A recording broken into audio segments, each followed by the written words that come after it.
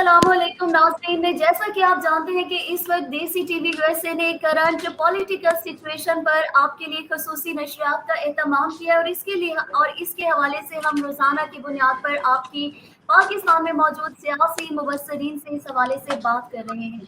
आज हमने अपने प्रोग्राम में दावत दी है ज़फ़र हिलाली साहब को। पॉलिटिकल एनालिस्ट हैं और पाकिस्तान में इनकी राय को बहुत अहमियत दी जाती है। ज़फ़र हिलाली साहब, हम आपको खुशामदीद कहते हैं आज के प्रोग्राम में। जी थैंक यू, फरमाइए।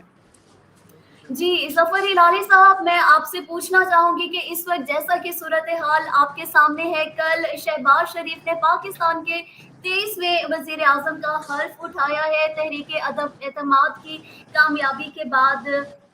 इस वक्त आप सूरत हाल को किस तरह देखते हैं? ऐसे टाइम पर इस्तीफा देने से क्या तहरीक इंसाफ को कोई फायदा होगा या नुकसान?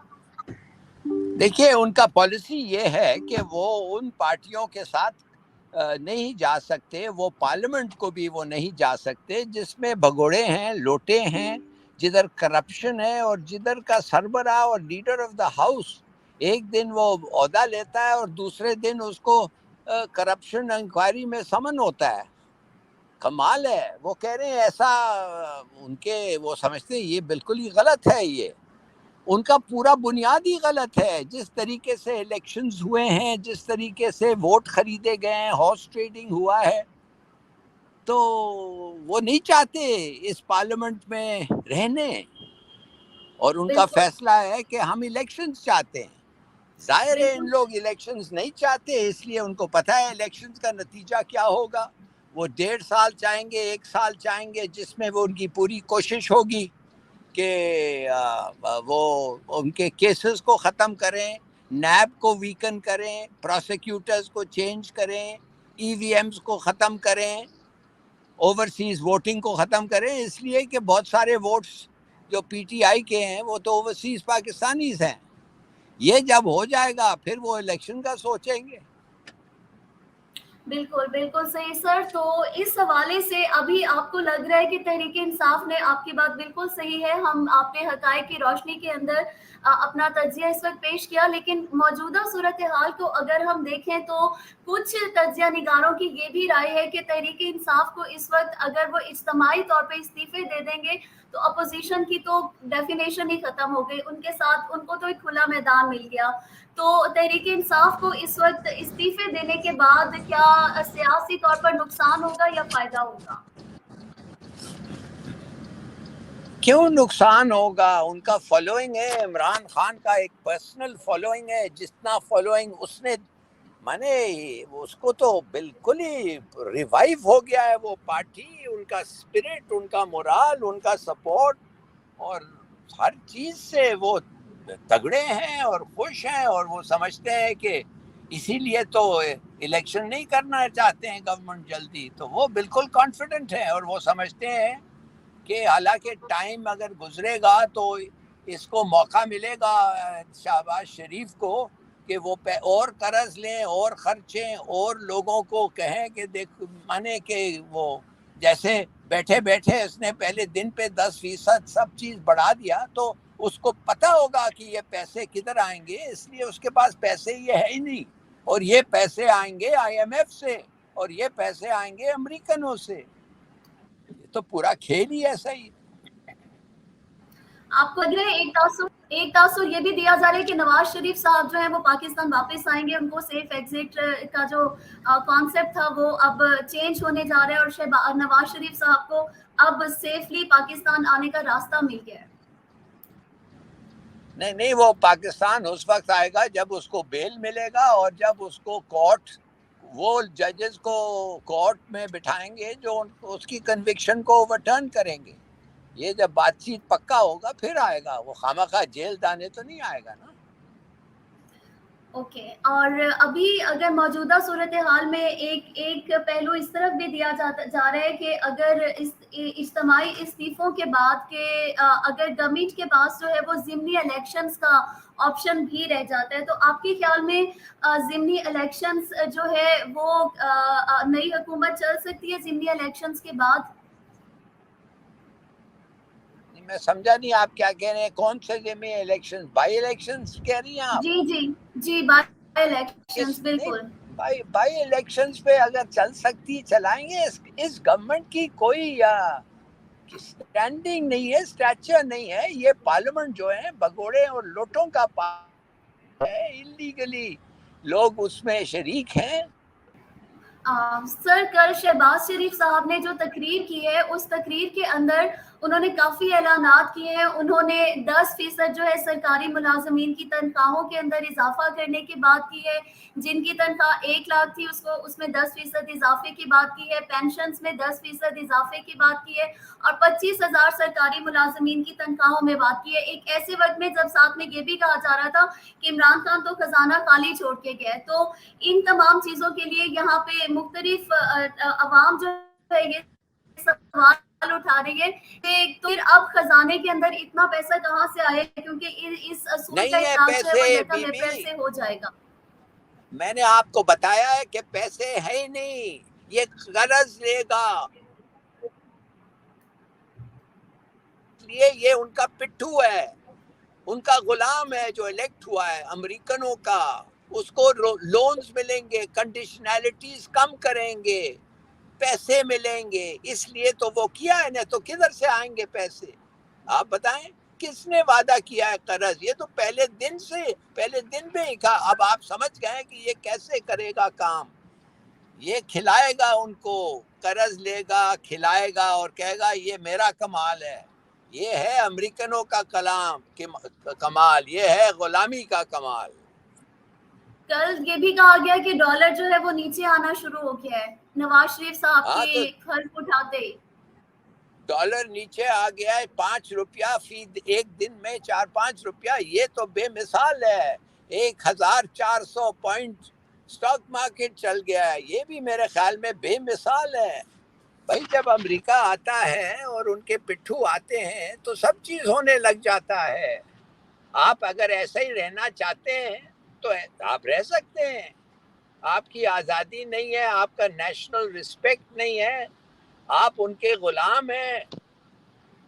کروز میسائلز آپ کے ٹیریٹری سے جائیں گے, ایک دن آپ کو بیسز کے لیے پوچھیں گے, پھر ڈرون اٹیکس ہوں گے. آپ سر نے ان ڈرون کا اٹیک تو ہو گیا ہے, پرسوں ڈرون اٹیک ہوا ہے جس میں 4 کون افراد کہہ رہا ہلاک ہے ہوئے. ہوا ہے؟ وہ تو آپ نے ISPR نے کہا ہے ہوا ہے. اچھا, آپ اس کو نہیں آپ کہہ رہے ہیں کہ بتاتے نہیں اگر ہوا. ہوا ہے. اچھا صحیح. پوچھیں آپ اگر ہوا ہے. ظفر ہلالی صاحب, میں آپ سے یہ کہہ رہی تھی کہ وائٹ ہاؤس کے ترجمان جین ساکی کی طرف سے آج بیان جاری کیا گیا جس میں یہ کہا گیا ہے کہ امریکہ کی طرف سے قیادت کوئی بھی ہو پاکستان میں, جمہوری پاکستان کو امریکی مفادات کے لیے اہم سمجھا جاتا ہے. اور جب ان سے یہ پوچھا گیا کہ جو بائیڈن فون کب کریں گے تو اس حوالے سے وائٹ ہاؤس کے ترجمان نے کہا کہ اس حوالے سے ان کو اطلاعات نہیں ہے. نہیں سمجھ گیا میں آپ کا سوال. آپ کیا سمجھتے ہیں اور کیا کہے گا وہ؟ اور کیا کہے گا وہ کہے گا کہ ہم نے بڑے کام کیا اور ہم نے بڑے پیسے کیے اور ہم نے مل کے اندرونی دوستوں کے ساتھ ہم نے رژیم چینج لایا ہے, وہ سب کہے گا آپ سمجھتی ہیں؟ کمال ہے, وہ کبھی نہیں کہیں گے. اور وہ جو کہا ہے اس کا مطلب یہ ہے کہ وہ خوش ہیں. انہوں نے دھمکی دی تھی نکالو اس کو نہیں تو تمہاری حالت ٹھیک نہیں رہے گی. سر یہاں پہ میں آپ سے ایک بڑا اہم سوال پوچھنے جا رہی ہوں. ظفر ہلالی صاحب, آپ مجھے سن پا رہے ہیں؟ ہیلو.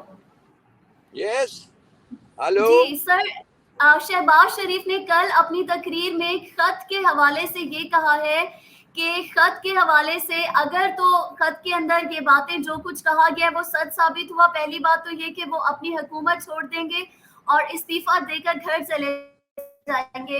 اور ارے ساتھ میں اس انہوں نے نے یہ بھی کہا کہ پارلیمانی کمیٹی کا اجلاس بلائیں گے اور اس کے اندر DG ISI اور آرمی چیف کو بٹھائیں گے. لیکن Imran Khan national security council کے تھرو یہ سب کچھ کر چکے ہیں.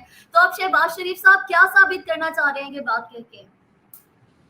دیکھیے میں صرف آپ کو یہ کہتا ہوں کہ کبھی ایک منٹ کے لیے, ایک لمحے کے لیے آپ سوچتے ہیں کہ جن لوگوں نے ان کو لایا ہے, جن لوگوں نے کورٹس میں بیٹھے ہیں, وہ ایسی کچھ حرکت کریں گے جس میں ان کا پورا کھیل جو ہے وہ ختم ہو جائے گا, سوال ہی نہیں پیدا ہوتا. یہ باتیں چھوڑیں جی, یہ خواہ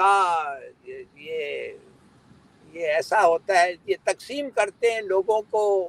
یہ ہمارے دشمنوں کو 5th جنریشن وار شروع ہوا ہے کہ فوج کو اور لوگوں کو لڑاؤ, الگ کرو. میں اس میں شامل نہیں ہوتا, نہ میں اس پہ کوئی کامنٹ کرنا چاہتا ہوں. میں سمجھتا ہوں کہ جو ہوا ہے. کچھ لوگ سمجھتے ہیں غلط ہوا ہے, کچھ لوگ سمجھتے ہیں ٹھیک ہوا ہے. میں نے کہا آپ کو بتا رہا ہوں نہیں کیوں میں ظفر سمجھتا الہی ہوں صاحب, غلط ہوا ہے.